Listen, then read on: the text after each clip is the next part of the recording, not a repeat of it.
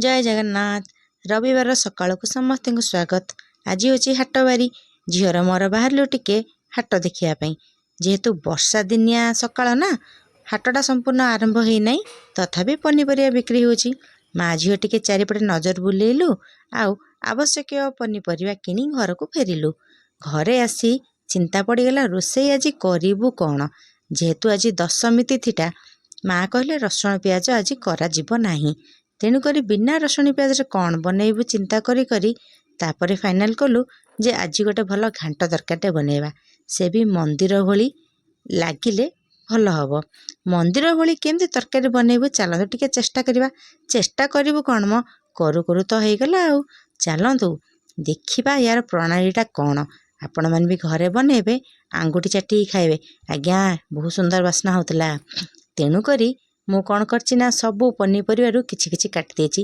आलू बैगण सारू बोईतालू सबू ताकू धोईकी गोटे प्रेसर रे रखिछि। गतकाली राति रे भिजेइथिली बुट, सेतिरु 2-3 मुठा बुट भी ऐड करिछि।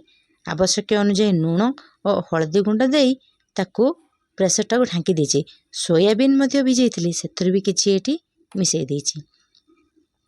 तापरे अपेक्षा करछि 3टी सीटी पई। जेमती 3टी सीटी बाजिला आपण गैस को ऑफ कर देबे।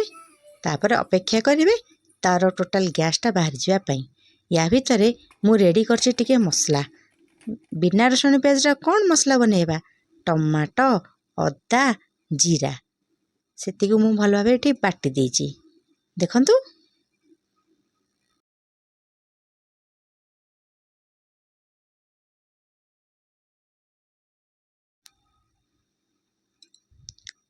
यार गोटे भल पेस्ट बनी देछि। तापरे कड़ाई रे तेल पके देछि। तेलटा गरम हवा परे सोरिष, तापरे हमें ऐड करिबा तेजपत्र, किछि गोटा मसला माने हमर गोलमरिच, गोटे इलायच आउ डालचीनी रो छोट टुकड़ा सेटा भल भाबे संतुली हेबा परे बट्टा जाइथिबा मसला को हमें सेथरे पकेइ टिके कसीबा। सेथिरे हळदी गुंड टिके आउ स्वाद अनुसार लंका गुंड भी हमें दबा। आपण जदि एठी काश्मीरी लाल लंका गुंड देबे कलरटा बहुत सुंदर आसे। मु एठी नॉर्मल लंका गुंड ही व्यवहार करछि। मसलाटा भल भाबे कसी हेबा परे जो प्रेसर हमें सिझेइथिले से परिया को मध्ये एथरे ढाली दबा। ढाली की ताको भल भाबे हमें घांटीबा। देखंतु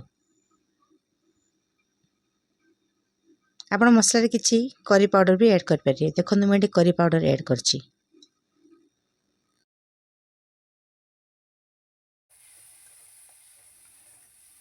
फ्लेवर तो बहुत सुंदर आसुची।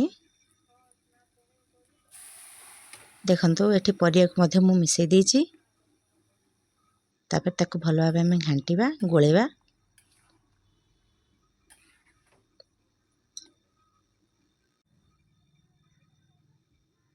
तापरे तरकाटा भल से फुटी आसला परे शेष रे फ्रेश धनिया पत्र को काटी की सेथरे हमें ऊपर किछि पके दबा। हे गला हमर घंटा तरकारी। आपण माने भी ट्राई करंतु। रेसिपीटी भल लागिले निश्चित लाइक और कमेंट करिवे। जय जगन्नाथ।